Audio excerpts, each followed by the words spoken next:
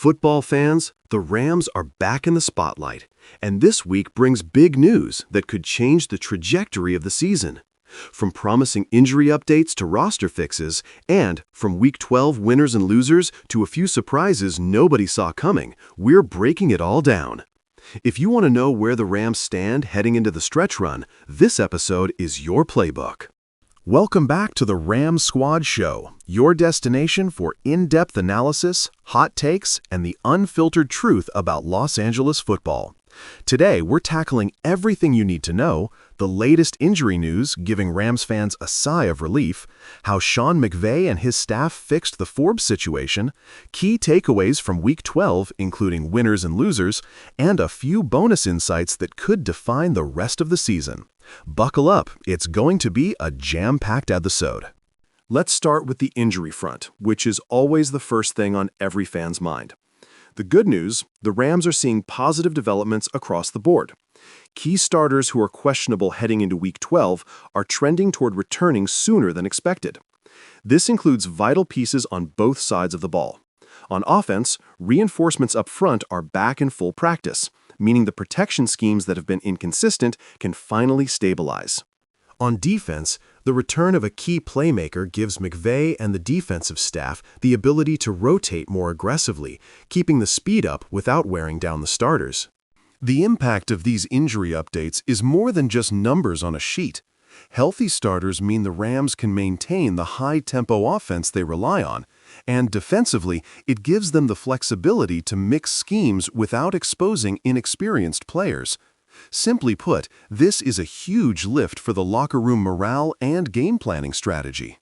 Speaking of strategy, let's talk about the Forbes situation. For weeks, Rams fans have been asking, how does the team fix this? The answer is clear now. Through adjustments in both play calling and personnel deployment, McVay and the staff found a way to maximize efficiency while minimizing risk. Forbes had been struggling with consistency, and the coaching staff made subtle but crucial tweaks, changes in route timing, alignment adjustments pre-snap, and using him in scenarios that play to his strengths rather than forcing volume. The result? A more balanced attack where Forbes contributes meaningfully without being a liability. It's the kind of strategic adjustment that shows why McVay isn't just a play caller, he's a problem solver. Fans may not see every adjustment on the field, but the outcome is tangible: cleaner plays, more production, and a smoother offensive rhythm. Now, let's pivot to Week 12 winners and losers, a critical analysis for anyone following the Rams' journey. First up, winners. The Rams' offensive line deserves recognition. After weeks of inconsistent performance, they held up under pressure, giving the quarterback time to execute and creating lanes for the running game. That alone shifted momentum in multiple key matchups. On defense, the front seven showed flashes of dominance, pressuring opposing quarterbacks and forcing turnovers at pivotal moments. But there are also clear losers from Week 12. Situational awareness still needs work. A few untimely penalties and missed assignments cost the team momentum in crucial moments. While the roster depth is improving, there were instances where bench players didn't fully rise to the occasion, highlighting the ongoing challenge of sustaining elite performance throughout 4 quarters. Week 12 was a microcosm of both the progress and remaining gaps for the Rams. Moments of brilliance paired with areas that demand attention before the playoff push. Beyond winners and losers, there's one more development that deserves a spotlight: the Rams' mid-season adjustments. What's fascinating is how McVay is using analytics and on-field observation to refine game plans dynamically. Offensive schemes are being fine-tuned based on opposing tendencies, while defensive alignments are increasingly tailored to force mistakes rather than just react. These adjustments are subtle but significant. They're exactly what separates a good team from a championship contender.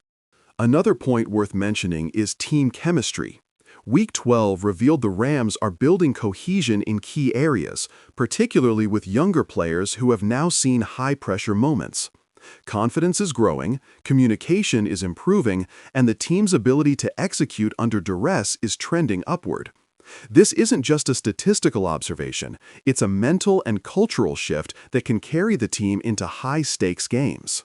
Looking ahead, the Rams now face a critical stretch of the season where health, execution, and focus will determine whether they can convert potential into tangible results.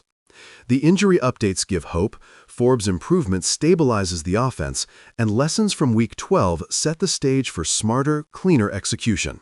Fans should be optimistic, but also aware. The margin for error in this league is razor thin. In short, the Rams are trending in the right direction. They've addressed weaknesses, strengthened depth, and are showing adaptability in ways that matter most when the stakes are highest. This isn't just a team surviving, it's a team evolving, learning, and positioning itself for a meaningful playoff push. That wraps up today's deep dive on the latest Rams updates. Healthy starters, tactical adjustments, winners and losers from Week 12, and key improvements across the roster show a team on the rise. Make sure to subscribe, share your thoughts in the comments, and tell us which Week 12 development excites you most about the Rams' future. Thanks for watching the Rams Squad Show. Keep your eyes on the field, stay loud, stay proud, and as always, horns up. If you want, I can also create a snappier, more energetic version optimized for YouTube delivery, with punchy lines and visual cue suggestions to increase engagement. It would be around the same length, but more suited for a dynamic, on-camera host style. Do you want me to do that next?